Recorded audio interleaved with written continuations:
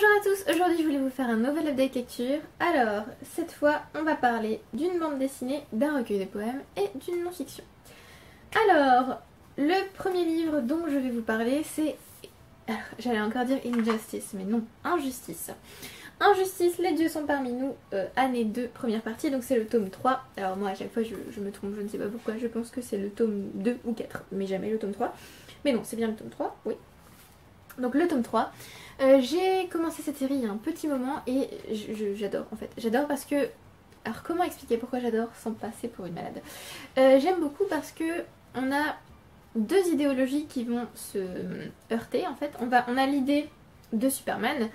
Les super-héros sont supérieurs aux êtres humains, donc ils doivent régner pour leur montrer le chemin, en gros. Ok. Et on a le point de vue de Batman qui est davantage... Bon, ok, on a de grandes responsabilités, mais on ne devrait pas régner sur les humains, on ne devrait pas leur montrer le chemin. On est là pour aider l'humanité, on n'est pas là pour la diriger. Et donc on a deux équipes de super-héros donc, qui s'affrontent pour gouverner ou non, on va dire. Je vais pas vous en dire plus, j'ai pas tellement envie de vous en dire plus. Le premier tome était... vraiment génial, le deuxième aussi. Ce troisième était toujours aussi bien. Alors je peux pas vous montrer d'illustration du coup parce que je n'ai pas envie de vous spoiler. Ce serait franchement dommage. Par contre, les auteurs n'ont pas peur de tuer des gens, hein, je vous le dis. D'ailleurs j'ai été très surprise, je crois que c'est dès le tome 1. Il y a un des super-héros qui va mourir. Je m'attendais pas à ça, moi je... Voilà, et le 2 je crois que c'est encore pire. Donc voilà.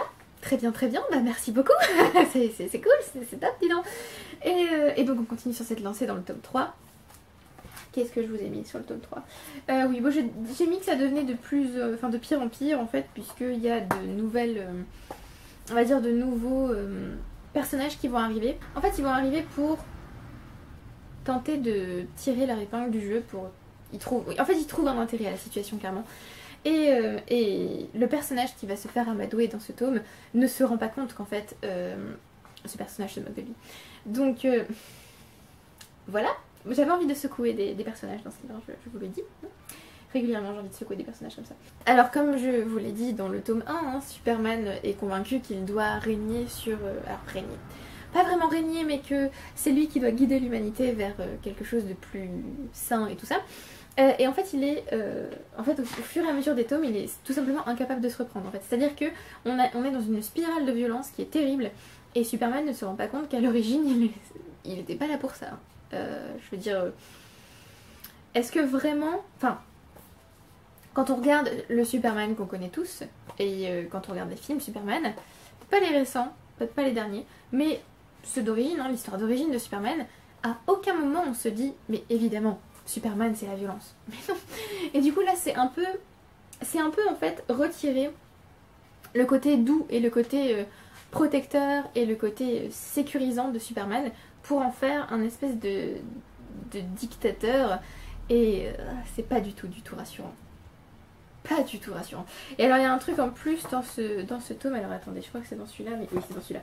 Il y a quelque chose en plus dans ce tome qui est... Ouh ok, la fin était vraiment bien, puisqu'on se doute qu'il va y avoir une forme de résistance qui va se mettre en place chez les êtres humains. Voilà. Oui, le corps des Green Lantern va apparaître dans ce tome. J'adore le corps des Green Lantern.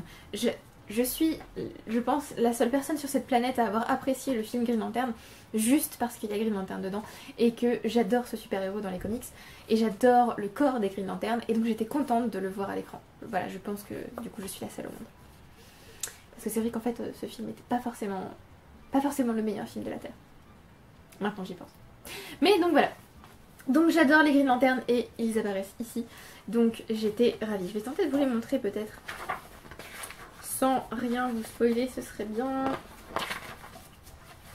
Pas ça donc. Pas ça non plus. Ah là là. Attendez, je vais tenter de vous trouver un petit.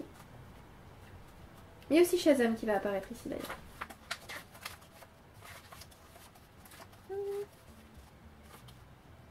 Est-ce que je peux vous montrer ça? Bon, tant pis, je vous montre rien, désolée. Mais j'adore cette série de comics. J'ai le tome 4 là qui m'attend. Oui, puisque du coup là c'est le tome 4. J'ai le tome 4 qui m'attend et je pense peut-être le lire bientôt du coup. Parce que vraiment j'adore cette série, elle est top. Top, top, top. Ah oui non, cette scène était un peu... Et moi je vous regarde, non mais... Le livre suivant dont je voulais vous parler, c'est The Princess Saves Herself in This One d'Amanda Lovelace. C'est le tout premier tome de sa série de recueils de poèmes qui s'appelle Women Are Some Kind of Magic.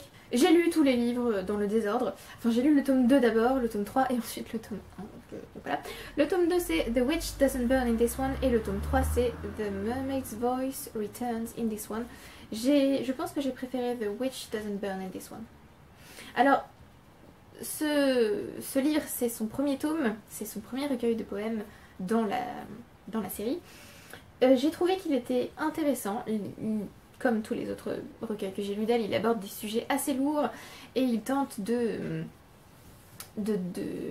motiver en fait son lecteur, de lui dire que oui, certes, la vie est dure et il y a des choses qui nous arrivent et qui ne sont pas justes et qui sont difficiles à gérer, mais pour autant, on peut y arriver. Donc c'est vraiment ce qu'on appelle du self-empowerment, c'est-à-dire donner du pouvoir au lecteur. J'aime beaucoup ça. Ça se concentre aussi sur le self-care, donc sur le fait de prendre soin de soi. Ça j'aime beaucoup. Par contre j'ai trouvé qu'il était moins bon que les tomes suivants en fait, ce qui est normal puisque c'est le premier tome de la série. Mais du coup je me dis quand même que j'aurais dû lire d'abord le tome 1, ça aurait été logique du coup. Mais bon moi la logique ça fait 2. Oui voilà, donc il était un petit peu moins bon que les autres, mais... J'adore Amanda Lovelace, donc je vous conseille du coup de lire cette série, qui commence donc par The Princess Saves Herself in This One, parce que même s'il est un peu moins bon que les autres, je pense c'est un bon premier pas en fait, vers la poésie d'Amanda Lovelace. J'ai pas grand chose d'autre à vous dire, ça se lit super vite, donc voilà, et c'est très beau. Le seul truc que j'ai pas noté dans mon carnet de lecture, c'est que j'étais un petit peu gênée parfois par cette collection, parce que j'ai trouvé qu'elle était super personnelle. Je pense que l'autrice a mis des choses qui étaient vraiment très... Oui, très personnelles en fait. Et du coup j'étais un petit peu... je me sentais un petit peu voyeuse à lire ce genre de choses et c'était un peu gênant. J'ai l'impression que ça se passe moins dans les tomes suivants. Mais donc voilà. Donc n'hésitez pas à lire cette série, elle est vraiment bien. Et je me suis pas trompée sur le titre du recueil, je suis fière de moi. Et le dernier livre dont je voulais vous parler... Ta-ta-da. Oula. Alors le dernier livre dont je voulais vous parler c'est Girl Interrupted de Susanna Kaysen. Je pense que c'est ça. Alors en français c'est Une vie interrompue, il me semble. Une vie volée. Je vais aller vérifier parce que je ne m'en souviens plus. Une vie volée, voilà. Alors j'ai reçu ce livre pour Noël, c'est une amie qui me l'a offert. Et j'avais déjà parcouru un petit peu le livre en me disant oh ça a l'air d'être assez spécial comme livre, puisqu'on a par exemple des notes d'admission, puisque en fait c'est l'histoire de Susanna Kaysen, puisque ce sont des mémoires, qui a été à l'âge de 18 ans internée dans un asile. Alors on lui a dit que c'était pour 2 semaines, elle y a passé 2 ans, et elle a été internée à Belmont, dans le Massachusetts, du coup, si j'ai bien compris. Et en fait je suis toujours mal à l'aise quand je lis ce genre de livre, parce que je suis pas à l'aise avec les hôtels, les hôtels psychiatriques, bien sûr. Avec les hôpitaux psychiatriques ou avec les asiles, vraiment c'est quelque chose que je ne peux pas lire ou je ne peux pas voir ce genre de choses dans une série, dans un film ou dans un livre. Non. Du coup j'avais un petit peu peur de lire ce livre. Et en même temps j'étais quand même vachement intéressée parce que je voulais voir en fait, ce qui s'était passé et comment ça s'était passé et comment elle l'avait vécu. C'est très court. Et les chapitres même sont très courts, donc ça se lit très vite, mais c'était pas vraiment ce à quoi je m'attendais. Alors, comme elle a été quand même internée pendant 2 ans, donc moi je m'attendais à quelque chose de très linéaire, qui raconte peu à peu son internement, et qui s'achève sur, je sais pas, une conclusion ou quelque chose de genre. C'était pas du tout ça. C'était d'abord pas du tout linéaire. On a donc des espèces de passages de rapports ou oui, c'est souvent des rapports ou des notes d'admission ou alors des espèces de bilans. Alors c'est écrit à la main, donc je n'ai rien compris parce que ces gens n'écrivent pas de manière à ce qu'on les comprenne, clairement. Du coup je sais pas trop s'ils étaient inclus pour qu'on comprenne que en fait ils font des rapports, c'est très bien mais on peut pas les lire donc on comprend pas ce qui se passe. Ou si c'était effectivement pour qu'on parvienne à les déchiffrer, bon en tout cas j'ai pas réussi donc voilà. Et en fait quand j'ai commencé ce livre, Je ne sais pas pourquoi, je vous ai dit, hein, les asiles, les hôpitaux psychiatriques, tout ce qui touche à la folie, mais niveau internement, je ne lis pas parce que ça me gêne énormément et que ça me fait en fait très très peur. Et en fait, quand j'ai commencé ce livre, zéro peur. Je l'ai commencé parce que je me suis dit, c'est le moment, parce que là, je n'ai absolument pas peur de ce livre et j'ai juste envie de le lire. Donc, on y va. Et alors, comme je vous l'ai dit, pas du tout linéaire, pas du tout... En fait, j'ai trouvé que c'était très très impersonnel. Parce qu'il n'y a aucun moment où l'autrice va nous donner son sentiment, ce qu'elle a ressenti. Et du coup, je trouve que c'est encore pire à lire. Enfin, comment dire? Déjà savoir que cette fille a été internée à 18 ans, contre son gré. Qu'elle était censée passer 2 semaines, qu'elle y a passé 2 ans. Savoir tout ça, déjà là, c'est compliqué à gérer, pour elle, pour nous, pour tout le monde. Mais alors, en plus... qu'elle mette autant de distance entre cette expérience et elle, j'ai trouvé que c'était encore plus terrible parce que du coup on a l'impression que c'était tellement affreux ces 2 ans. Elle a tellement souffert à l'intérieur, pas forcément physiquement, mais elle a tellement souffert à l'intérieur que du coup elle tient à distance l'expérience et elle la raconte de manière très, oui, très impersonnelle. Et du coup c'était à la fois un peu gênant et à la fois du coup on se rend compte en fait du traumatisme de ce séjour en asile contre sa volonté. C'était... Je sais pas trop comment le dire, mais c'était waouh. Alors j'ai adoré certains passages parce que, comme je vous l'ai dit, hein, pas linéaire donc. Et en fait il y a des moments où elle nous parle de la folie, de l'asile, de diagnostic, de maladie mentale, mais sans parler vraiment d'elle en fait. On a l'impression que c'est plus des parties essais où elle nous parle qu'est-ce que c'est la maladie mentale, qu'est-ce que c'est un bon diagnostic, comment les médecins font leur diagnostic, et ensuite elle nous parle de son expérience, du coup comment on a fait son diagnostic, quel était son diagnostic, pourquoi on l'a fait enfermer, comment, ce genre de choses. C'est vraiment pas du tout mélodramatique, on sent que c'est très honnête en fait, que c'est très... Oui, que c'est très... C'est offert en fait en quelque sorte, mais avec sans artifice, sans embellissement, sans rien. Et du coup, la distance qu'elle met, comme je vous l'ai dit, et le fait que ce soit très impersonnel, étrangement, ça rend, je trouve, ce livre encore plus personnel. Je sais pas si je suis claire, mais je trouve que le fait qu'elle ait mis autant de distance entre son expérience et elle, ça rend... Enfin, on se rend compte en fait que l'expérience était traumatique et que donc c'était quelque chose d'affreux pour elle et donc de... Enfin voilà. Je me répète. Mes parties préférées étaient les parties essais parce qu'elle s'interroge sur son diagnostic et c'est dans ces moments-là en fait qu'on se rend compte que la distance qu'elle met, c'est pas juste en se disant oui c'était pas important pour moi. On comprend en fait dans ces moments où elle s'interroge, où elle se dit mais vous vous rendez compte, il a mis 2 minutes à me diagnostiquer et j'ai passé 2 ans là-bas. On se rend compte en fait de toute cette espèce de colère rentrée, de tout ce refus en fait du corps médical et du corps médical psychiatrique qui enferme des femmes parce qu'elles sont... Alors je crois que son truc c'était... Elle était borderline. Voilà. Borderline personality disorder. Et du coup c'est ça qu'elle a été... c'est ça qui a été diagnostiqué et c'est pour ça qu'elle a été enfermée. Et j'ai adoré la dernière partie donc qui s'appelle... Je vais vous le dire tout de suite. Donc... Borderline personality disorder, my diagnosis et further on down the road you will accompany me. Et en fait j'ai beaucoup aimé la fin parce qu'on se rend compte qu'elle a fait des recherches après coup pour comprendre ce qui lui était arrivé, pour comprendre de quoi elle souffrait et elle s'est rendue compte que ce séjour à l'hôpital ne l'avait pas aidée du tout en fait. Voilà. Et donc j'ai trouvé ça... En fin de compte, hein, après l'avoir lu, j'ai trouvé ça quand même terrifiant. Le pouvoir que les médecins peuvent avoir. Le pouvoir qu'ils peuvent... qu'ils peuvent exercer sur des jeunes filles de 18 ans en 2 minutes. Et voilà. C'était juste terrifiant. C'était terrifiant et en même temps c'était super intéressant du coup. Et oui, enfin, la dernière partie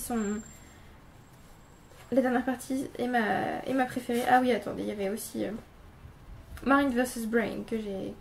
En fait c'est à partir de... La page 130 que j'ai bien aimé, les 30 dernières pages en fait étaient vraiment plus centrées sur qu'est-ce que c'est la maladie mentale, s'interroger sur est-ce que vraiment j'avais ce qu'ils m'ont diagnostiqué, est-ce que vraiment je devais partir en hôpital psychiatrique et oui voilà. En fait, en fin de compte, maintenant que je vous en parle, ce livre m'a un petit peu remué. Donc voilà, c'était super intéressant, c'était très personnel, c'était très réflexif aussi. J'ai beaucoup aimé ce côté réflexif de je m'interroge sur ce qui m'est arrivé. Et c'était en fait aussi très... J'ai ressenti de l'indignation en fait en lisant ce livre parce que je me suis dit j'espère que ça n'arrive plus, et en quelque part je sais que ça arrive encore. Et donc ouais voilà, c'était en fait terrifiant comme livre. Voilà. C'est ça, voilà, c'est pour ça que j'arrêtais pas de vous en parler. En fait, c'est honnête, jamais mélodramatique, toujours avec une distance, presque impersonnelle, et en fait, ça a l'air irréel. C'est-à-dire que parfois, on a l'impression de lire un roman et de ne pas lire l'expérience de Susanna Casey. C'est terrible. Mais voilà. Donc mes parties préférées étaient quand même les parties essais. Et du coup, j'ai envie de lire des essais sur la maladie mentale, sur la folie, éventuellement sur les asiles, pourquoi pas. Il y a pas mal de livres qui sont recommandés. Alors recommandés.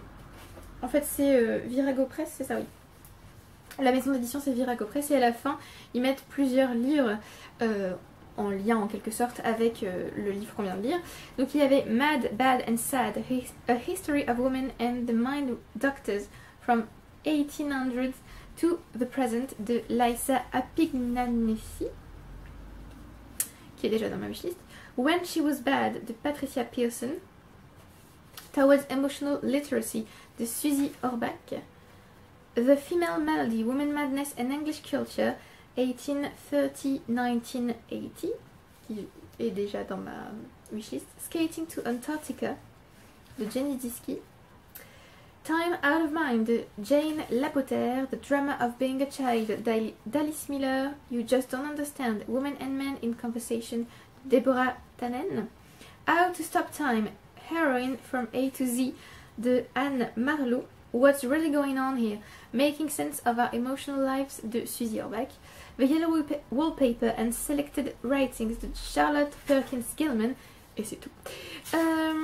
Donc voilà, c'était... Je pensais pas être aussi... En fait, après coup, je pensais pas être aussi remuée par ce livre, en fait, oui. Voilà, donc c'est tout pour cette update lecture. Merci d'avoir regardé la vidéo jusqu'au bout, j'espère que vous avez apprécié. N'hésitez pas à me dire si vous avez lu ces livres, si vous les avez aimés ou si vous avez envie de les lire. Merci à ceux qui aiment, qui commentent et qui s'abonnent, et je vous retrouve bientôt pour une prochaine vidéo. Bye!